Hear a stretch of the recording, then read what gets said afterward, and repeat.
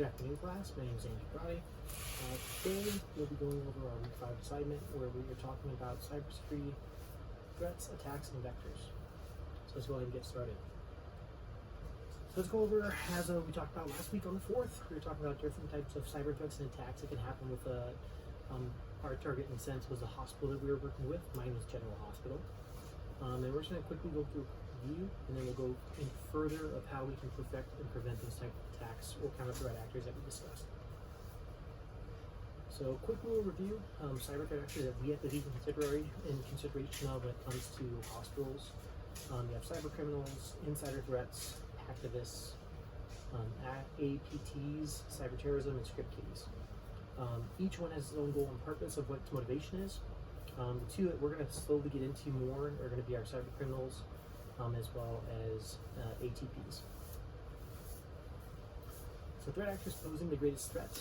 So first off, why target a hospital? As we both know, and we discussed earlier last week, is hospitals have multiple pieces of equipment that have Wi-Fi and Bluetooth that are constantly having to pair with other systems that are pulling data from the patient that we store inside the hospital.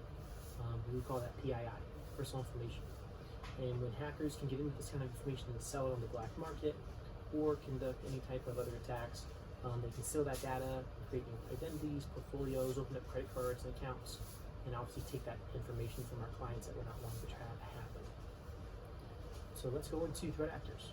So two I feel are going to be the biggest concern for the hospital would be APTs, which are cyber attacks executed by sophisticated and well-resourced adversaries. They're targeting specific information in high-profile companies and governments. They're usually in for a long-term campaign rather than a quick, maybe a phishing or an in-and-out kind of attack. They kind of play the long game.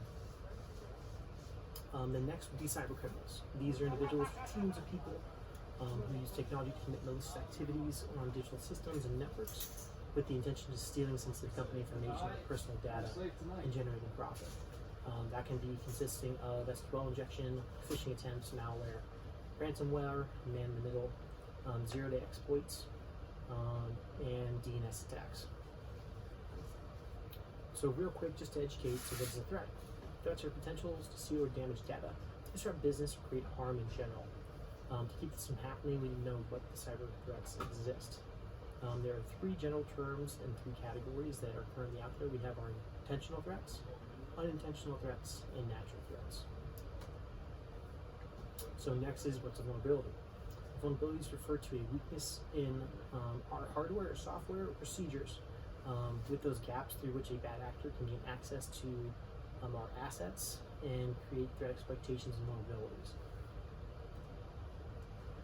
The type of attacks that we can see at the hospital for lacking cybersecurity awareness and training, I believe our employees could possibly suffer from phishing attacks. What a phishing attack is a social engineering attack, often used to steal data information from login credentials, credit card numbers, where these attackers masquerade as a trusted entity. So probably maybe a third-party security company, or maybe a manufacturing company trying to get information for our log data or type of logbooks.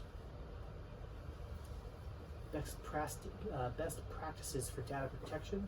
While data in transit and data at rest may have slightly different risk profiles, we still want to inherit that risk and primary to sensitive values of our data. Ensuring that we're training our users on how to check emails to ensure that they're from the correct sender, not clicking on links, making sure that we do basic cyber awareness training, not to be talking about PII for our users and employees while we have other personnel around that shouldn't be or need to know basis.